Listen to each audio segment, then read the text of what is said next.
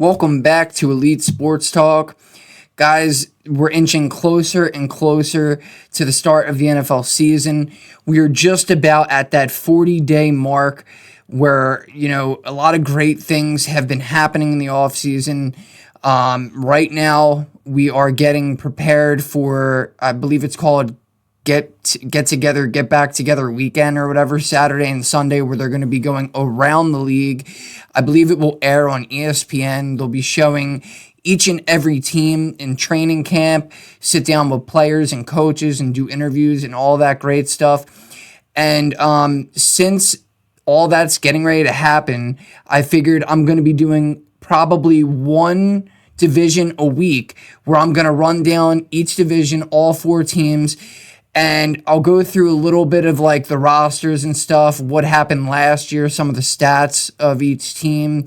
And I'm also going to actually give my projections for every team's schedule for this season. And I'll also probably tell you how I fared last year when I did this same thing. The first division that we have up, I didn't do a great job with it last year. I'm talking about the NFC West. Now, before we get to that, let's just, like I always start the show off, remember Elite Sports Talk.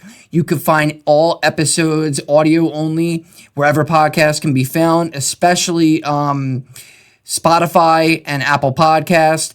And to watch the episodes, you can watch them on both YouTube and Rumble. And so I guess there's nothing else to say except let's get ready for some football.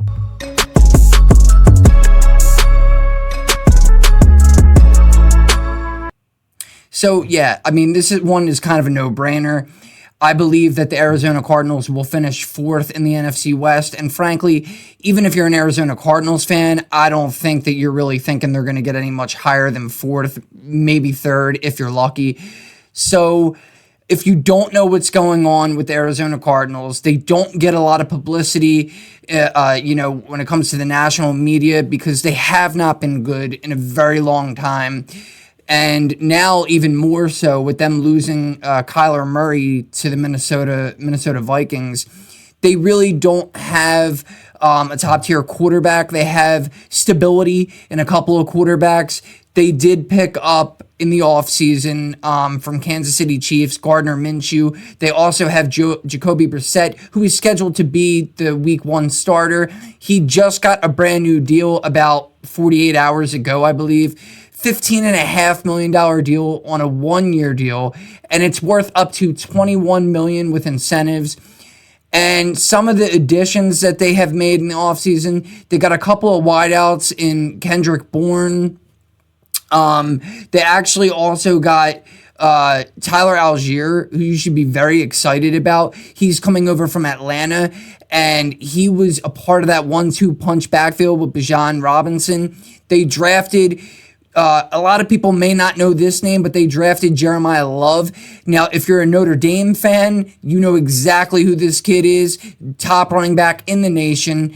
And, it's a shame because I don't know that they're going to have the offensive line to really help solidify and show how great Jeremiah Love is in year one, or really to hold up for pass protection for Jacoby Brissett. But another thing that you will definitely love to know is that Trey McBride, he's back, he's healthy. And last year, now me personally, I've been calling his name a lot in the past couple of years now. His first year in the league, Zach Ertz was also there with him, so they didn't really get to unleash him. The past 2 seasons, he has been going on an upward trajectory that not many tight ends have gone on in statistical value, at least within their first 2 or 3 seasons. Last year, he had 1,239 yards, which was 6th best in the league, 126 receptions, 2nd in the league, 11 touchdowns, also 2nd in the league, and he had 169 targets total, which ranked just 3rd in the NFL. These are insane numbers. He's not a wide receiver. He's a tight end. He is, however, the best option that they have as of right now in the passing game. And I'll get to some of the other guys they have in just a moment. Now, this is not a completely new regime this year. They kept the same DC in Nick Rallis, but they did get a new offensive coordinator in Hackett, and they also got a brand new head coach in Mike LaFleur. Their old head coach is now the defensive coordinator, Jonathan Gannon, I'm talking about, for the Green Bay Packers. Their key additions, like I was saying, though, so they ended up getting Kendrick Bourne, Devin Duvernay, and then Tyler Algier, Gardner Minshew, and then they also got Andrew Billings came over from the Chicago Bears.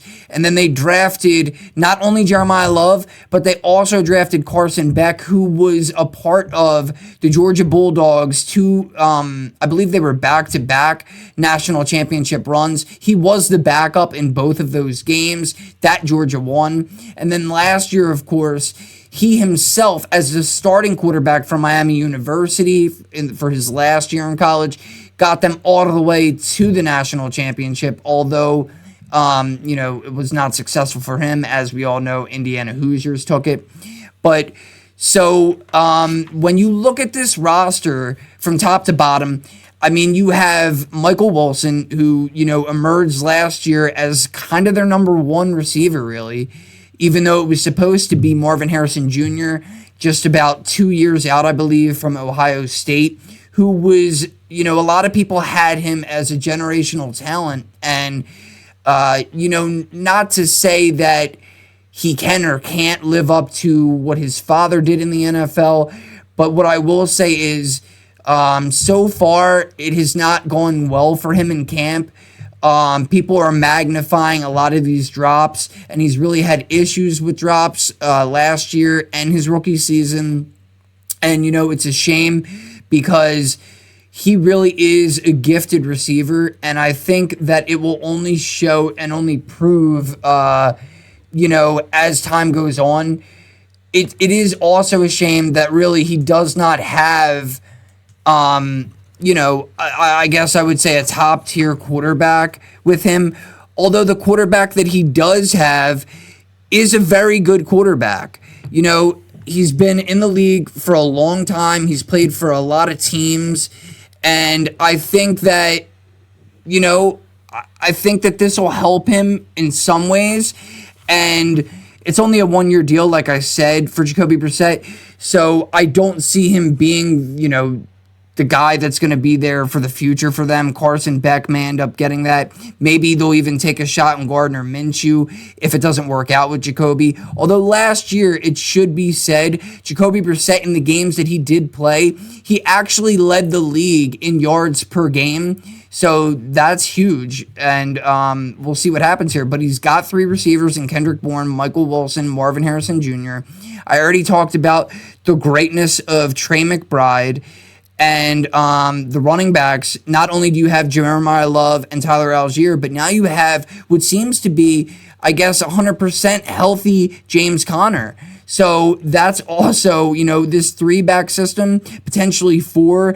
Trey Benson is going to be behind James Conner on the depth chart. I don't see him getting cut.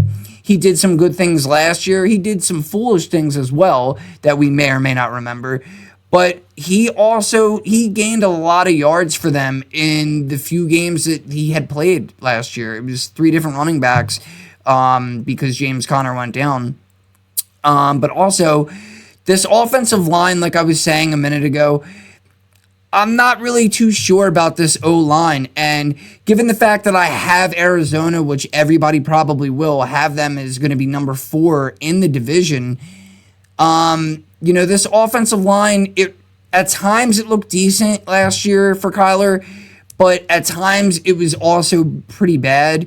And not only that, but being in this division where, by the way, last year you went 0-6 against the likes of Seattle Seahawks, the LA Rams, and the San Francisco 49ers, I don't really know how they're going to be able to hold up and contain, against some of these guys on these other teams' defensive lines. So for that reason as well, I don't know how this offense is going to look. I don't know how great Jacoby Brissett's going to be, if he's going to have enough time to get the ball off, especially when they're playing divisional games. We may even wind up seeing Gardner Minshew at some point, or maybe Carson Beck. I really don't know. But then when you look at the defensive side, as I said, Nick Rallis is the only coach that's going to be back for this staff. This is now year 4 for him with this defense. And, they do actually have some talent on this defense. So, if anything, maybe they can be good enough to surprise us and win some games that we wouldn't expect them to win. You look at their defensive ends, they have Walter Nolan III. They also have L.J. Kier, who came over from Seattle Seahawks, rather.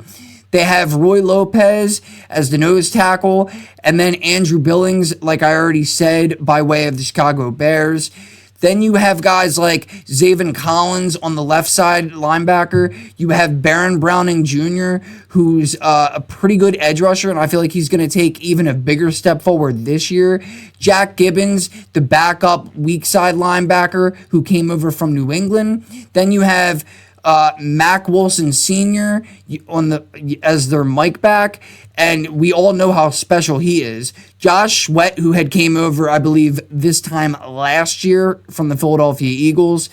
Then you have Budda Baker, who's still, in my opinion, one of the best strong safeties in the league today. And you also have guys like Max Melton, Denzel Burke, and then Will Johnson, who went in the second round, I believe, last year in the NFL draft, who came, out of Michigan, I believe. So they do have some talent here, and I think there's a promising future ahead, just in my opinion, not a promising immediate future. And when you get to last year with their rankings, you look at the offensive side. They had 327 yards per game. That ranks 17th in the league. The run game, just 93 yards per game. That was 31st. Passing yards, they actually rank 7th in the league with 233.9 yards per game, so 234.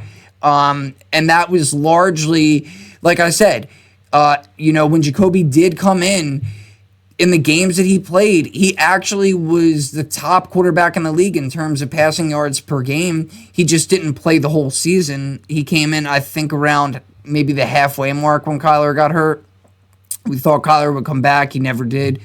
And also, like I said, they had a large amount of yards really eaten up by both Michael Wilson, who emerged as kind of their top threat at the receiver position, and then what Trey McBride did. Like I just said, he had over 1,200 yards.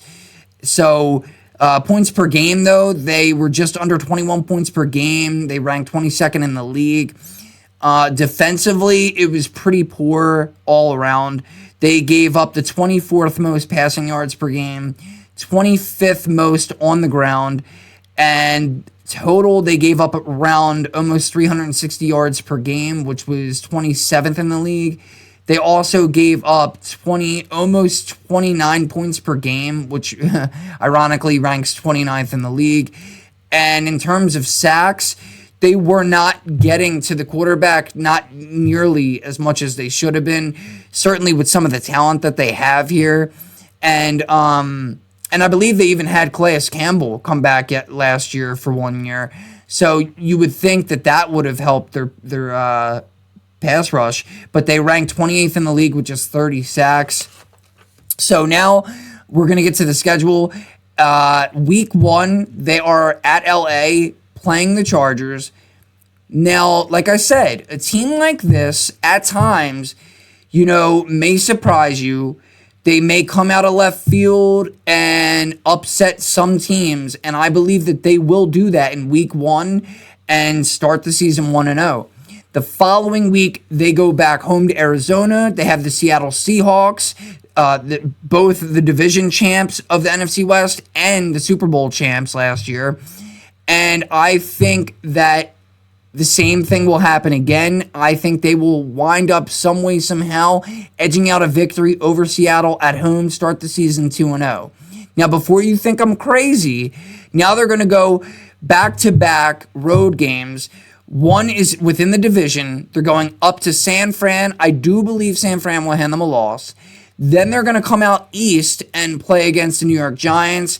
I believe they will lose that game as well. So that puts them at 2-2 now.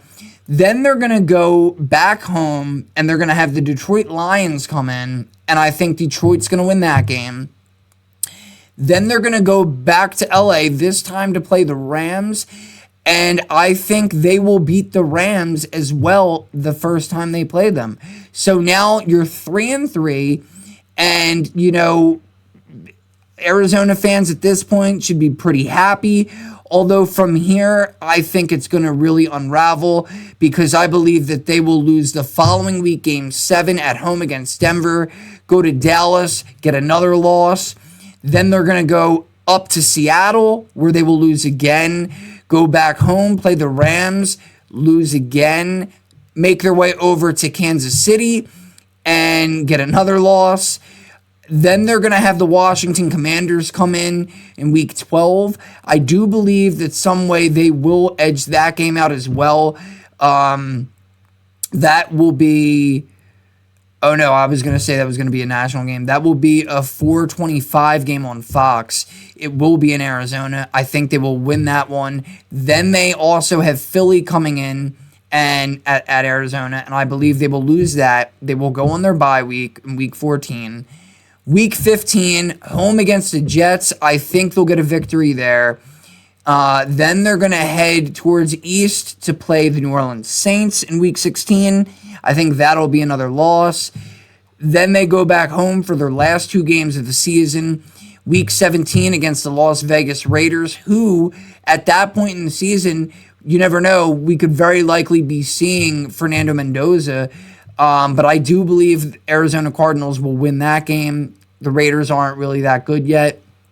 They did some good things in the offseason. I don't think they have the receiving depth, really. There's still time as of right now. I mean, it's July 29th. Maybe they could bring a veteran receiver in. But I don't really know what level of play even a veteran receiver would give you. They got a better O-line. They got Ashton Genty, who in my opinion is one of the better running backs. Same thing with their tight end. He's very comparable to Trey McBride, Brock Bowers. But like I said, outside of that, they don't really have too much for either Kirk Cousins or for Fernando Mendoza to get the ball to. And last game of the season, another home game, like I said, San Francisco 49ers. I believe that'll be a loss. So I think, call me crazy, but I think Arizona may actually go 6-11 this season. And last year, I actually projected them. This was not knowing the whole situation with Kyler Murray, that he was going to get hurt and that he would never get another game under his belt. I thought Marvin Harrison Jr. was going to be a lot better as well. Didn't know James Conner was going to go down. Some of the offensive linemen went down. You know, whatever. Injuries happen. Anyway, I had them 10-7. They went 3-14. And like I said, the toughest part about it is if you can't even win 2 to 3 games in your own division, that kind of puts you out pretty early, out of contention for really both the playoffs and for your own division here. So now let's go ahead and get to who I believe is going to finish third in the NFC West this season.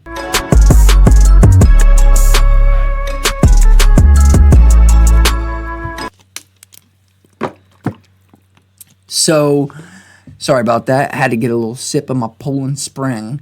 So, number 3 is, I believe, the San Francisco 49ers. Now, what I will say is last year, this was a very strange San Francisco 49ers, something that we have not seen in a while.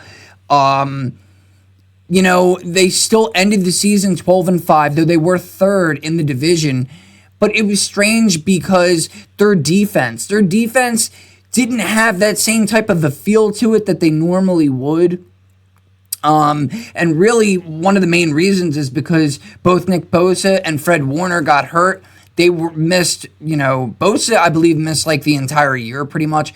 Warner played up until, I believe, week 6 or 7, and then he missed the rest of the year.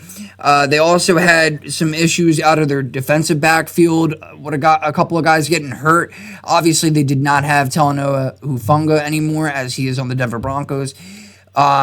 They also lost a couple of other guys. But also, it was weird because the run game at times didn't look as efficient as it had in years past, but also Trent Williams missed a decent amount of time last season too. But CMC still managed a way to get over 1,200 yards, 1,208 yards to be exact, which finished 8th in the league. He also finished with 10 touchdowns, which was 9th best in the league. But see, something that I'm worried about is, he was healthy all year last year, Christian, but that was coming off of a year where he had injured, I believe it was both of his Achilles, I think. I forget what it was on his legs, but it was both of his legs. And we know that he's been carrying a lot of injuries from year to year for quite some time. So like I said, last year it was great to see him healthy and do all that he did.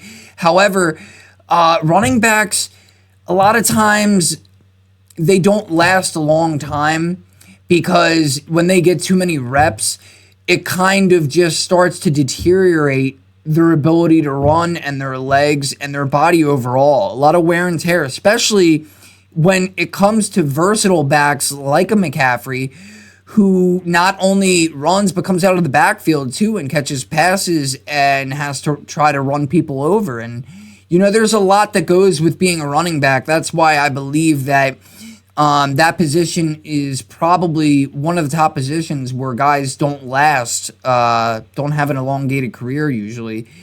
But I say all this because last year, McCaffrey had 311 attempts, and that was second most in the league. So I think that maybe they should give him a lighter load this year and bring in their backup running back, who's now a couple of years removed from Oregon State, I'm sorry, I had to look, I forget, James Jordan. They also have a couple of other guys as well. We'll get to that in a couple of minutes. But so their key additions this offseason, one that everybody is going crazy about is Mike Evans. He is a future Hall of Famer, as we all know.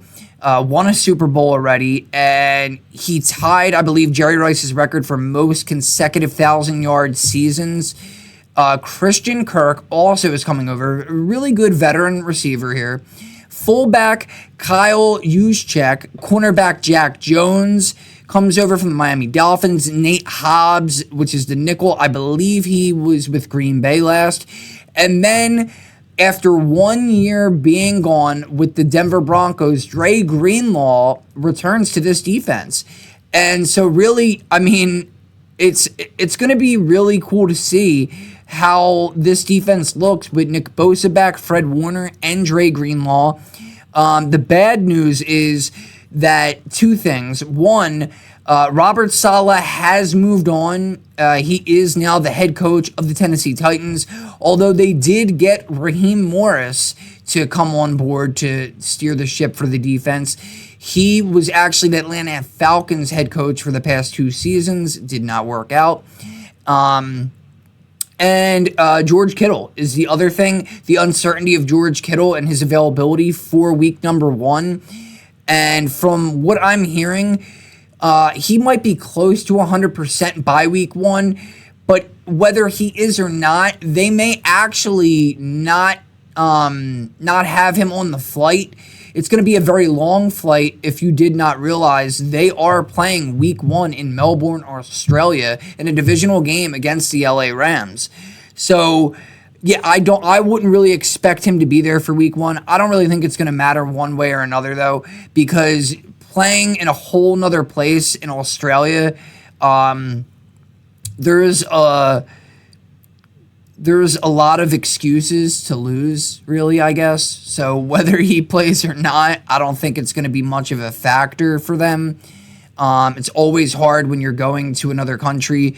I mean, if you were going to Germany or something, but going to Australia, I believe that's a much longer flight as well. So, but anyway, so last year, this team, and with all the injuries that they dealt with, they also dealt with the quarterback position. Brock Purdy had only played 9 games. Mac Jones actually came in and really played some of the best football, if not the best football of his entire career. He played 11 games for them. So just knowing that they had 2 different quarterbacks, and yet they ranked 4th in the league in passing yards per game. That's pretty dang good, you know? And total yardage, they were 8th in the league, 345.9 yards per game. And when you look at really the 2 quarterbacks here, pretty similar with the yardage, at least. Mac Jones, like I said, had 2 more starts than Purdy, or 2 more games played rather than Purdy. 2,151 yards. Brock Purdy had 2,167, but Purdy had the touchdowns 20-10 ratio, TD to interception. Mac Jones threw just 13 touchdowns, though he did only have 6 interceptions. But yeah, so now before we get to the games now, the schedule, like I said, they got Mike Evans now. We all know what's going on with the situation. I don't even want to say his name, but with their old receiver who used to play with Jaden Daniels in college, a lot has been going on, man. I hope that he gets back on track at some point in time, because I really, frankly, don't see anybody signing him right now or in the immediate future. But Mike Evans came over, like I said. Ricky Pearsall is going to be fully healthy this year now, who was their first-round pick 2 seasons ago in 2024. Christian Kirk comes over from Houston. You still got Trent Williams. You still got Jake Brendel in the middle of the offensive line. George Kittle, like I said, he may miss probably the first game, maybe even the first couple. You never know. Or he could be 100% healthy and play. Either way, they do have Jake Tongs, who last year, he had a pretty strong outing, playing for the first time in his career as a starter for a handful of games. Didn't really look like they missed too much. He kind of played just like George Kittle. And then, like I said, you also have, you got Demarcus Robinson, who he may make the team. He's still a decent option, if need be, at the receiver position. Jordan Watkins, and then they also drafted a rookie in Stribling. And I've been told that he is a very fast receiver that's going to be able to stretch the field. So I feel like he'll probably get the 4th most targets out of these guys, out of this position group. And then you look at, like I said, they got really 2 good quarterbacks in Mac Jones as well. And then behind Christian McCaffrey, as I said a few minutes ago, they got Jordan James, who I don't really think he played last year. I think he was hurt. A couple seasons removed. Jordan James, or no, yeah, 2025 actually. So last year. So I guess he was hurt last year, because last year he didn't play. I thought he came out a couple of years ago. But then they also drafted a rookie running back this year. And then they also have Isaac Rendo, who's also injured, though he did get a bunch of playing time over the last 2 seasons. And then you have, when you look at the defense, so like I said, no more Robert Saleh. Now it's Raheem Morris. And they got, let's see, Keon White, Michael Williams. They got Alfred Collins. And then, like I already said, the obvious, the Nick Bosa's of the world, the Dre Greenlaws and Fred Warner's of the world, that all should be healthy. Jack Jones coming over from Miami, like I already mentioned. Renardo Green will be their starting left corner. Then they have Upton Stout as their nickel, and Diamador Lenore is going to be their right corner, who played pretty good last year. They do have a decent amount of depth, actually, when it comes to their DB positions. I'm not too sure about Jair Brown, their strong safety. I do remember hearing them talk a little bit about him and the type of player he is and how good he actually really could be for them, which I guess that's probably one of the reasons why they had moved on from Hufanga. And then they also have Malik Mustafa, who he made quite a name for himself last season. So you look at their offense, like I said already, they were 8th in the league in total yardage, 25th in the run game with 105.3 per game. That's what I meant when I said they were kind of lacking a little bit regardless of Christian McCaffrey's stats.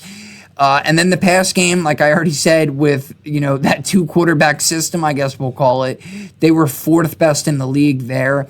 They were 11th in the league in points per game, 24.5. And then defensively, they allowed a lot, man. 335 plus total yards per game. That ranked 20th in the league. Against the run game, they were 11th in the league. Giving up 113 yards per game. And then pass, it was 222 yards per game, 25th in the league against the pass. So, yeah, obviously they got to get better. Like I just said, it looks like they may have a decent amount of depth here for this pass defense to succeed. Plus, just knowing that you're getting back, like I already said, Dre Greenlaw, who's not really going to blitz the quarterback a lot, but Nick Bosa. And then you got a guy coming over defensive tackle from Dallas as well. And then Michael Williams and Keon White coming over from New England. So, I mean, we'll see, man. We'll see what happens when they go up against, the other guys in their division and really this whole schedule, which I'm about to get to here. And defensively, points per game allowed, 13th, almost 23 points per game. And they were dead last in sacks. So, like I just said, getting healthy with this defensive line. Hopefully, that should improve. They only had 20 sacks last year. That's pretty terrible, especially when you look from what they had to what Denver had, who led the league in sacks. That was 68, so that's 48 sacks less than the leader in the league there. But then when we look and break down their schedule, week 1, like I said, they're going to Melbourne, Australia, playing the Rams, and I do believe that they will lose with or without George Kittle. Then they got the Miami Dolphins at home. I do think they'll win that game. Arizona Cardinals at home. I do believe they'll win that game as well. Which, yeah. No, wait. Didn't I say? Yeah, I did say that. Okay. So Arizona, they'll win that game. Then, so really they're actually going to have 3 straight home games. And then against Denver, we already said they're going to get a loss there. Then they go to Seattle. They're going to lose that one as well. Washington Commanders go to San Fran, where I believe Washington will win that game. Then you got the Atlanta, Hawks, the Atlanta Falcons at Atlanta, and I do believe the Niners will win that game. Week 8 is going to be their bye week. Week 9, they should get an easy win, I believe, over the Las Vegas Raiders at home. Then they're going down to Dallas, where I do think they will end up with a loss. Then they will play the Minnesota Vikings, who I think or a team that not enough people are talking about. I think they're a sleeper team this year with Kyler Murray. But I do think the Niners will actually beat Minnesota at home in Week 11. Week 12, they play the Seattle Seahawks at home, where I do think they'll beat the champs. And then they go to New York, where I think the Giants will give them a loss. Then Week 14, they're going back home to play the Rams. I do think they will beat the Rams. It's always tight-knit games with these divisional opponents, specifically with the Rams, Seahawks, and Niners. Although even last year, we seen the Cardinals really should have beat Seattle both times they played them, which was crazy. But again, they went 0-6 in the division. But yeah, so I do think that they will beat the Rams in Week 14. Week 15, at LA to play the Chargers this time. I think they'll beat them as well. Then they're going to go out to Kansas City, and I do think that they're going to get a loss at Arrowhead. Then they're going back home again. They got the Philadelphia Eagles coming into town. I do think the Eagles will win. And then they go out to Arizona for their last game of the season, and I think that they will win over Arizona. So, again, this is actually a pretty tough schedule.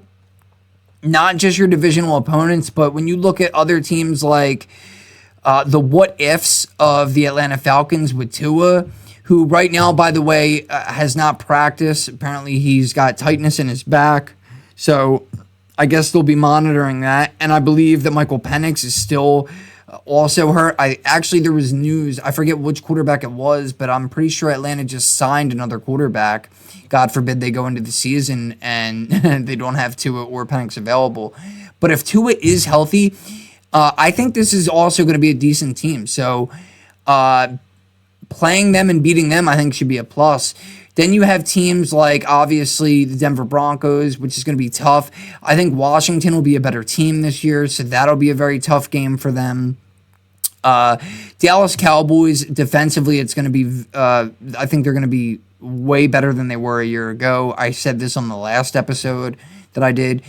And offensively, I don't know, if San Fran's going to be able to contain one of the top, if not the top offense in the NFL, then the Giants, they may actually wind up in the playoffs this season, if I'm being quite honest. I mean, they have a lot of guys there, a lot of offensive guys, a healthy Cam Scatterbo, and then a healthy Malik Neighbors, if he is ready for week 1 at least.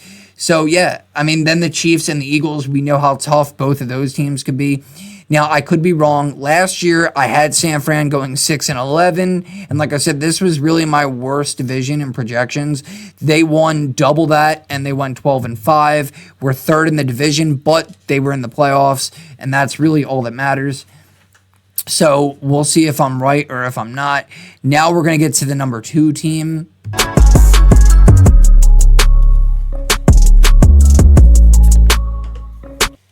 I know, I get it. Charlie B has lost his mind, right? I know they just won the Super Bowl, and last year, it was sad how wrong I was about this team, but now I see them for what they are, who they are, but I do still have them finishing second in the division. And, before the Seattle Seahawks fans get loud here, let me just explain.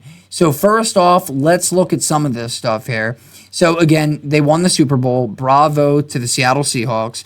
JSN, Jackson Smith-Njigba, won the Offensive Player of the Year. He led the league in receiving yards with almost 1,800 yards. He had 1,793 yards, which also broke a franchise record for Seattle. 119 catches, which ranked 4th in the league. And then he was tied for 6th in the league with 10 touchdowns. And then when you look at their defense, which is one of the main reasons why they were able to do what they did last year, total yards per game, they were 6th in the league. They were 10th in the league in passing yards allowed. And the ground game defense ranked 3rd in the league. And points per game, they were the best team in the league. I believe it was like a little over 17 points per game is all they allowed. So now their key departures, Super Bowl MVP Kenneth Walker III is now a Kansas City Chief, which actually may be for the best, really, because last year was the best year he had. He had a lot of injury issues in his career, in his short career, rather. Cornerback Reek Woolen also left in free agency. He is now a Philadelphia Eagle. Safety Kobe Bryant is gone. Boye Mafe is, I want to say, with Baltimore now. And the obvious, they lost offensive coordinator Clint Kubiak, who is now the head coach of the Las Vegas Raiders. So, when you run down this roster and see how skilled and talented this team really is, it's pretty crazy, specifically the defense, but the offense is great, okay? So Jackson Smith-Njigba, like I just said, we all know how good he is. He's probably going to be a Hall of Famer by the end of his career, and he's only 3 years in now. Rashid Shaheed, who I think they're going to actually, I think they're going to let him go a little more as a receiver this year. I don't know that he's still going to be Well, yeah, he is. He's their top guy for both kick return and punt return. But I would love to see what they can map up schematically, for him as a true receiver. I mean, we've seen a little bit of it when he was with the Saints. Yes, he is a special returner. But, I mean, Cooper Kupp, he's getting older, man. And he is going to be their starter at slot. And he did have a very impressive one-handed catch the other day, but that's not really news. I mean, Cooper Kupp, that's just what he does. That's what he's done over his career. They also have Jake Bobo and Torrey Horton as their backup receivers, which I think we're going to see a little bit more of them this year as well. Plus, they got a rookie in the draft. And then Charles Cross and Gray Zabel really are the leaders of this offensive line, both on the left side of the line, both former first-round draft picks. Then you got A.J. Barner, who is scheduled to be their starting tight end, who did better than, I think we probably had him doing last season. He had very quick chemistry he had built up with Sam Darnold. And then speaking of Sam Darnold, they got two decent quarterbacks behind Darnold with Drew Lock, who really probably at this point in his career should probably be the third string because they also have Jalen Milroe, who came out of Alabama in 2025. And I do expect him to, we'll see how long Sam Darnold is going to be their starting quarterback. I mean, I don't want to take nothing away. He just won the Super Bowl and, really re-cemented I guess what his legacy could be going forward in NFL. But Jalen Milroe, though I believe he brings a completely type of a different, a different type of play really to the position because he can also take off and run it. And I don't know. I'm just saying Sam Darnold's still going to be the starter this year, but they have good backups, at least one very talented backup, at least. And Zach Charbonnet is starting the season injured, I believe. So it looks like Jadarian Price, which really, hey, there's nothing wrong with that. If he winds up being the starter, because I do believe he will be the single starter for them. I don't think it's going to be a two-back system like it was last year with Charbonnet and Walker. I think it's only a matter of time before they hand the keys over to Jadarian Price. If you don't know a lot about him, he also, just like Jeremiah Love, he came out of Notre Dame. And he was a first-round draft pick, and he was technically the backup to Jeremiah Love in Notre Dame. So that just shows you how talented for both of these guys to come out the same year and both be first-round draft picks. Then they have other guys, Helani George out of Boise a couple years ago, Emmanuel Wilson. So they have a plethora, really, of options at running back, but none better, in my opinion, than Jadarian Price. Then you look at their defense, and again, this is the most talented defense probably in the league. The only other two I think that really can contest with this defense on paper would be the Denver Broncos and the Houston Texans at this point in time. Dallas Cowboys, really good. Philadelphia Eagles, really good.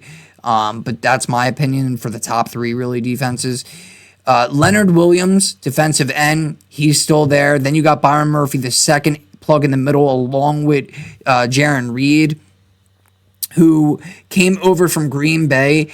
DeMarcus Lawrence. Then they got Dante Fowler Jr., who just came over from Dallas.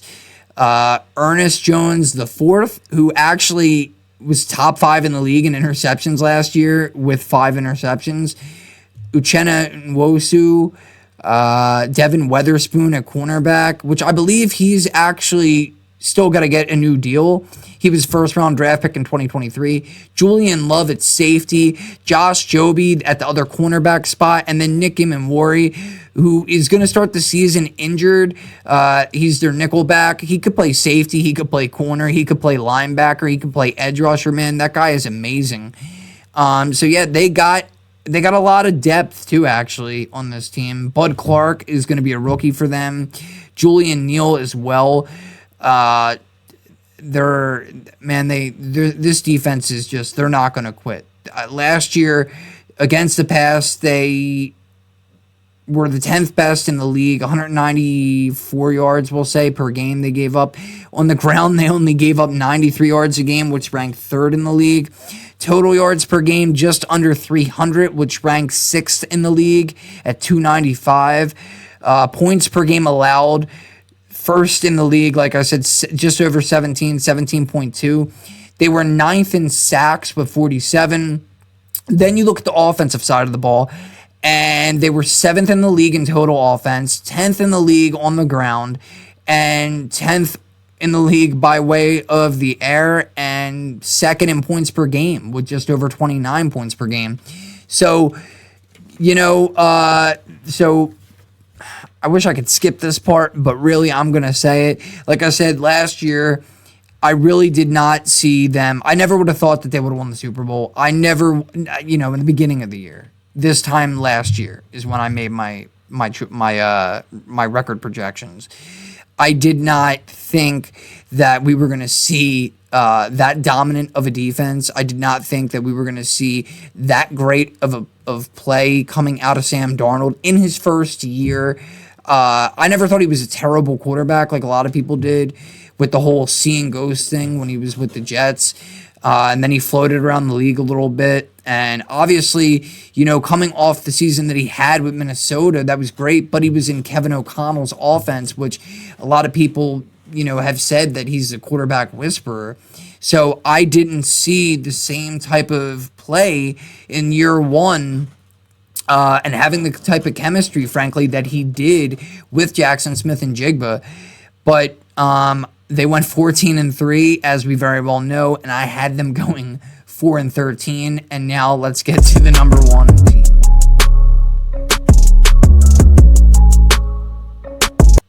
I hit that a little abruptly, but you know what? I did it because I'm ashamed. I'm ashamed at how bad I did with the projection for them, for this whole division, really. But this one I did pretty dang good with. So, yeah, you've seen it. Number one, I have the Los Angeles Rams winning the division, which they should have last year. And, actually, I forgot. I never actually said what the record was. I have... I messed up here. So, I'm going to have to redo this part here. So, the schedule for the Seattle Seahawks, I didn't even get to that point. I just did the roster. Wow, I'm getting a little tired here. So New England Patriots is who Seattle will be playing in week 1, and I do have New England winning. I'm sorry, I do have Seattle beating New England at home.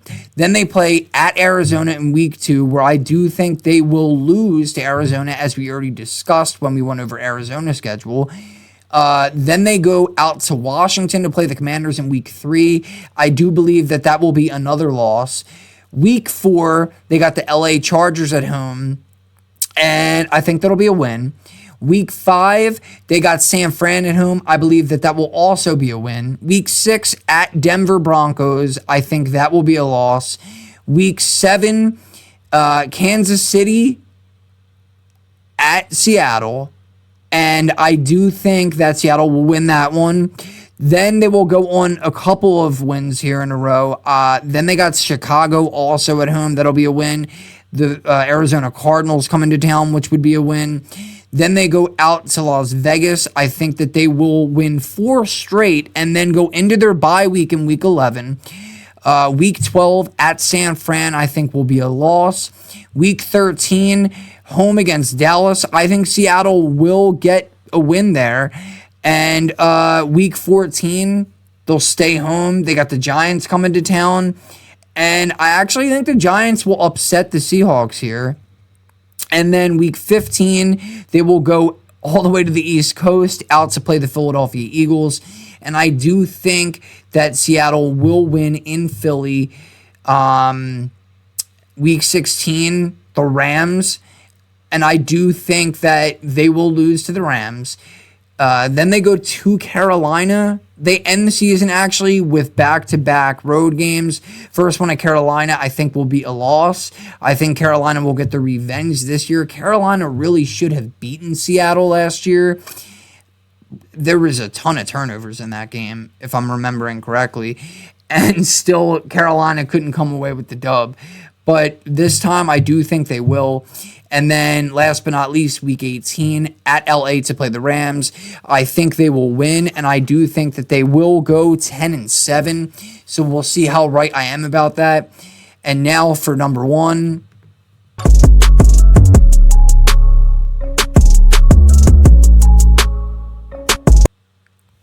And like I started to say, obviously, I have the Rams winning the division, and I think a lot of people probably will. So you look at what they did last season, and they only added to that. And, I mean, yeah, obviously we know about one person that they added. How can we not talk about that? We'll get to that. But really, I just think top to bottom, I think really this is probably going to be the best team in the entire NFC. And I think that some way, somehow, they will end the season winning the division, being better than the Seattle Seahawks. I mean, the knowns are Matthew Stafford coming off of an MVP season after he was going through some stuff in the offseason last year with his back and everything.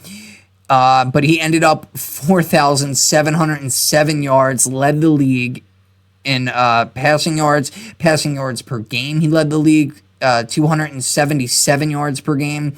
He also was first in passing touchdowns with 46. He only threw 8 interceptions, which was tied for fourth of quarterbacks that played a minimum of at least 11 games. And he was sacked just 23 times, which is tied for the third least in the league. So that says, obviously, that their offensive line is very good in pass protection and also on the ground as well. But then you look at some of the other things, again, the knowns about this team, which is just to show you why, in case you forgot, maybe they got Puka and they got Devontae Adams. That's an elite combo.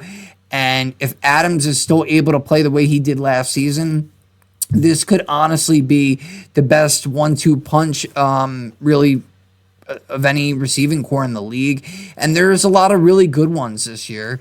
Then you have the most obvious, a Hall of Famer. I keep bringing this up. I've said this on like 4 episodes now. Myles Garrett's going to turn this defense into a legitimate threat. And not only him, but, they also traded for Trent McDuffie and they signed Jalen Watson, which means they have the 2 Kansas City Chiefs corners from like 3 years ago to be their starting corners now. And we don't even know yet 100%. I mean, it's trending as though Aaron Donald is going to unretire. So how can this not be the number 1 defense? Possibly the number 1 offense, and it should be not only the winners of this division, but really the Super Bowl champions at the end of the year. And then when you look at the rest of this team, along with Puka and Devontae Adams, they have Jordan Whittington, who 2024, he came out in the 6th round, and he has shown, a lot. He has shown, mostly, I guess, when the other receivers have been hurt at times. And I've seen a lot of good things from him in preseason last year and the year before. But I do believe this year he will solidify the slot position for them. And then they have some other guys. They're not really noteworthy. Like, we got to see, these are some other younger guys outside of the top 3 receivers. Then you look at their backfield, and we know what Kyron Williams can do. We've seen Blake Corum last year getting a lot of reps. Ronnie Rivers, they re-signed him, I believe, on a 1-year deal. So they have these top 3 guys. Kyron Williams obviously should be getting the bulk of the carries, although they may go like 60-40 this year because, like I said, Blake Corum showed a lot last year. Then you have behind Matthew Stafford, if need be, you have Ty Simpson, who a lot of guys had him ranked the number 1 quarterback in the nation. It was between, obviously, him and Mendoza.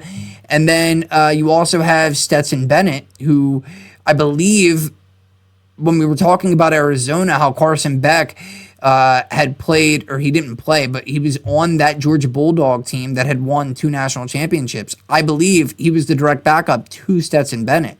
So they have a future, no matter how many more years Stafford plays, between Ty Simpson and Stetson Bennett. But back to this year, they still have Colby Parkinson. They still have Tyler Higbee, and then Terrence Ferguson, who was their second-round draft pick last year out of the tight end positions. And then the offensive line. You have Alaric Johnson. You have Steve Avila. You have Coleman Shelton, Kevin Dotson. So, I mean, the offensive line, like I said, they should be really good. Last year, this offense, 397 yards per game, obviously ranked first in the league. We already said passing game first in the league. The run game was 9th in the league, just under 125 yards per game. And points per game, 30 points per game, also led the league. And then you look at the defense, which that's where they needed to get better. That's where they should be better. 335 yards per game. That ranks 17th, I believe. Run game, they gave up 110 yards per game, which was 12th in the league. And then passing game, 19th in the league. Total sacks, they were tied for 7th with 47. And they allowed 21 points per game, which ranked 10th in the league. So again, you know, they were a little up and down. They were good with getting to the quarterback. They were good with points per game. And the run, obviously against the run, they could get a little bit better, but they fared pretty decent there. But they weren't great. That's why they made the moves that they made. That's why they brought in Trent McDuffie. And that's also why they brought in Emmanuel Forbes. Yeah, I think they also just brought him in as well. So they kind of revamped a lot of this defensive back. But Jalen Watson, like I said, they brought him in as well. Cam Curl, he was there last year, I believe. Carmen Kitchens was there last year. Those are their 2 safeties. Quentin Lake, he was there last year as their nickel. And then you look at the defensive line. Like I said, we don't even see Aaron Donald yet, right? So if he comes in with Poona Ford, Braden Fisk, Kobe Turner, Byron Young, and then obviously Myles Garrett, and then Nate Landman, one of the best linebackers in the league last year. Omar Spates, Grant Stewart is his backup coming over from Detroit. Josiah Stewart. They got depth too, man, at the linebacker position. So, like I said, man, I mean, the one thing I will say, not that this really should matter all too much, because you have Matthew Stafford, you have Puka Nacua, you have Kyron Williams and Devontae Adams, but their offense coordinator, this is going to be his first year as an OC, and Nate Scheelhaas. But really, all he's going to be doing is deciding the game plans, because, I mean, we all know Sean McVay is another king of the offense, you know, one of these top offensive guys. So between him and Stafford and, like I said, all these other guys, you got to think their offense is probably going to be the best in the league. And for Nate Scheelhaas, you know, he's going to learn a lot from this, and he might even get a head coaching opportunity in the next 2 seasons, even though he's not really going to be calling the plays. And then when you look at the schedule, so let's first talk about last year. I actually had them 10-7. I had them going. They ended up going 12-5. So that was by far my best projection with this division. They went 4-2 in the division. And this year, I say they're going to go 11-6. So, like we already talked about, they're going to start the first game off in Melbourne, Australia, and I think they're going to win that game. I do think that that's going to be followed up with 2 losses, coming back from Australia, maybe a little jet lagged. They're going to be home for week 2 game. I do think the Giants will come into town and get a win there. Then they're going to go out to Denver, Colorado in week 3. I think that they will suffer at the hands of this defense. Though they will have a really good defense themselves, but the Broncos' offense is also should be a lot better than last year, and they were very good last year. We know they got Jalen Waddle now. Then they will play the Philadelphia Eagles at Philly, and I think they will beat them. And that'll be the first time in a while, really, that not only they will be beating Philly, I think, but that they will have beaten Philly on the East Coast. That's been quite a little bit of a rivalry the past couple of years, and last year, really, they had that game. It was Philadelphia blocked, I believe they blocked a field goal kick, and a punt, and I think one or both went for defensive touchdowns. You take just one of those away, and the Rams get that W there. This year, I believe they will. Then they go back home. They play Buffalo Bills. I think they will lose to Buffalo. Then they got Arizona coming into town. I think that'll just be a little bit of a hangover from Week 5, and I think they will lose to the Cardinals as well. Week 7, they're going out to Vegas, where I think they will win. Then they're going to go back home against the Chargers. I think they will beat the Chargers. Then they come back to the East Coast to play Washington in Week 9. I think that they will win against Washington. Then they go to Arizona, and I think they will win that game as well. Week 11, they got a bye week now. Coming out of the bye, it looks like they're going to be playing, there you go, that's why. They're playing Thanksgiving game, 8 o'clock on Netflix against the Green Bay Packers. I do think they will win that game. It is a home game for the Rams. And then they play Thursday night game the following week, against the Kansas City Chiefs at home as well, and I believe they will also get a win there. Week 14 at San Fran, where I do think they will get a loss. And then Week 15, they will be playing December 20th at home against the Dallas Cowboys. I do think they'll win. I think Week 16, they will win at Seattle, which is an 8:15 game. Oh, that's a Christmas Day game. It's on a Friday this year. That should be a very interesting divisional matchup on Christmas Day. Then they got Week 17 at the Tampa Bay Buccaneers. I do think that will also be a win, and that looks like it's still to be announced. That'll probably wind up being one of those Saturday games that they throw in towards the end of the year there. And then Week 18, the Seattle Seahawks again. I had them beating the Seahawks in Week 16. Week 18, I think they will fall short, and Seattle will get that win there. And like I said, I think they will go 11-6. So I think they'll be one game worse than last year. And that's all I got, guys. So again, you can always find Elite Sports Talk audio episodes on Spotify or Apple Podcast.